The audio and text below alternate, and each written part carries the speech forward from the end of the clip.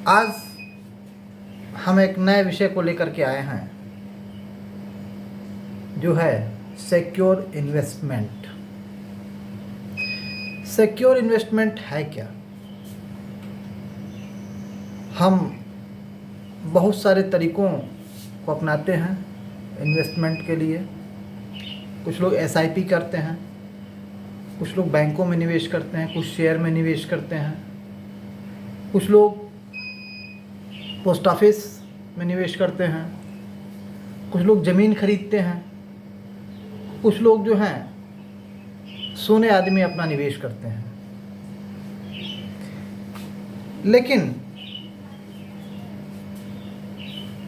जब हम बात करते हैं इंश्योरेंस की तो लोग पीछे हट जाते हैं, अधिकतर लोग पीछे हट जाते हैं। अब पीछे हटने का कारण ये है कि इंश्योरेंस के महत्व को वो नहीं समझते। आखिर इंश्योरेंस के महत्व को वो क्यों नहीं समझते हैं? उन्हें चाहिए एसआईपी 15% दे रही है, कुछ ने कहा कि एसआईपी 18% दे रही है, 21% मिल रहा है। ज़मीन में निवेश कर देंगे तो वो 3-4 साल बाद इतना मिलेगा। मेरा कहना है कि आप एक जगह निवेश ना करें। निवेश अलग अलग जगहों पे होना चाहिए और एक निश्चित तरीके से होना चाहिए जिसमें हम किसको प्राथमिकता देंगे। अगर मुझसे यह प्रश्न पूछा जाए तो मेरा मानना है कि सबसे पहले हम इंश्योरेंस में निवेश करेंगे, उसके बाद अन्य जगहों पे। एक जगह हमने अपनी ये बात रखी तो सामने से प्रश्न आया कि इंश्योरेंस में निवेश क्यों करें। मैंने कहा कि रात के 12 बज रहे हों, आपके पास 10,000 रुपये महीने आप एसआईपी में जमा कर रहे हैं। आपने पिछले महीने 15 लाख का एक प्लॉट खरीद रखा है। आपकी दुकान अच्छी खासी चल रही है। अचानक एक दिन 12-1 बजे रात में स्वास्थ्य आपका खराब हो जाता है। अचानक आप बीमार पड़ते हैं। हॉस्पिटल ले जाने पर 3-4 लाख रुपए का खर्च डॉक्टर बताते हैं। रात को 12 बजे अगर आप किसी को फ़ोन करेंगे तो कोई आपका फ़ोन रिसीव करेगा?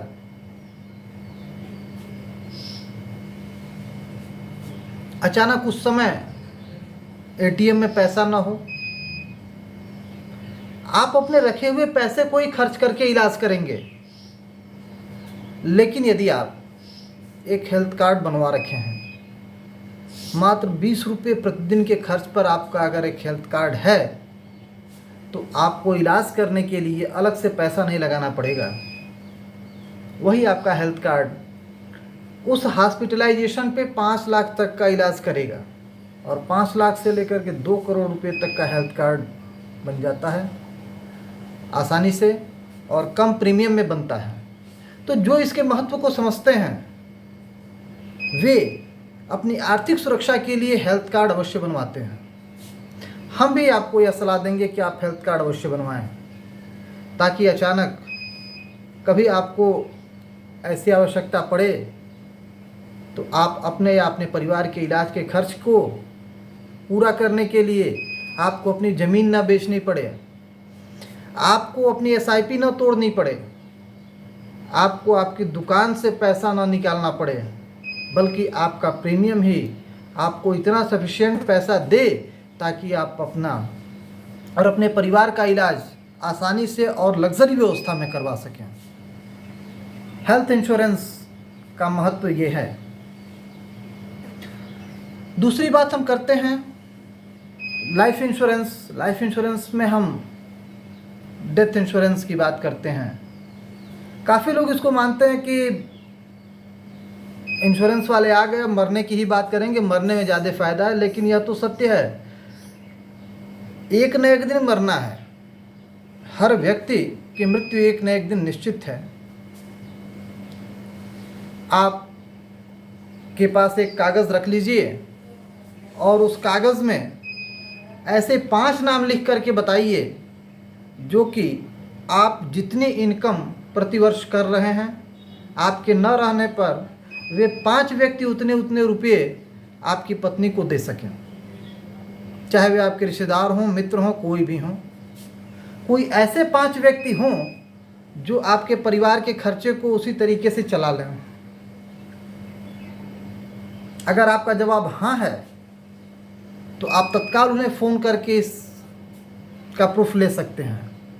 अगर ना में है तो आप हमें फ़ोन करिए, हम आपको एक ऐसी व्यवस्था बताएंगे जो कि आपके न रहने पर आपके पूरे परिवार का खर्च, आपके बच्चों के अपने पैर पे खड़े होने तक की पूरी व्यवस्था, आपके पत्नी के बुढ़ापे तक की पूरी व्यवस्था उसमें मिलेगी।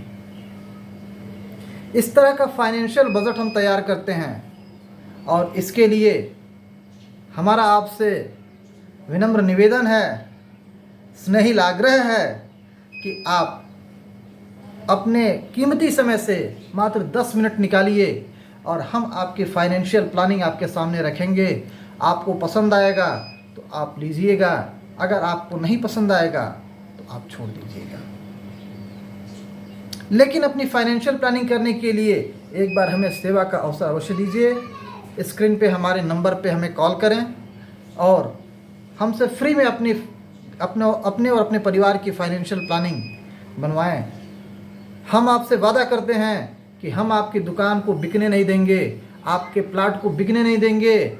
आपका जो भी इन्वेस्टमेंट हो रहा है, चाहे वो ज़मीन में हो रहा है, चाहे आप बैंकों में कर रखे हैं, चाहे SIP आपने कर रखी है, आपको कोई चीज़ नहीं तोड़ना पड़ेगा। लेकिन अपने इनकम का एक हिस्सा आप इंश्योरेंस में इन्वेस्ट करिए, जिससे आप भविष्य की सारी अनहोनी, चाहे वो स्वास्थ्य संबंधी अनहोनी हो या फिर डेथ संबंधी हो, उससे आपको कोई आर्थिक नुकसान न हो, आर्थिक क्षति न हो। इसी के साथ मैं आपका एक बार फिर आह्वान करता हूँ कि आप हमसे फाइनेंशियल प्लानिंग तैयार कराएं और अपने परिवार की आर्थिक सुरक्षा को और सुदृढ़ बनाएं। नमस्कार।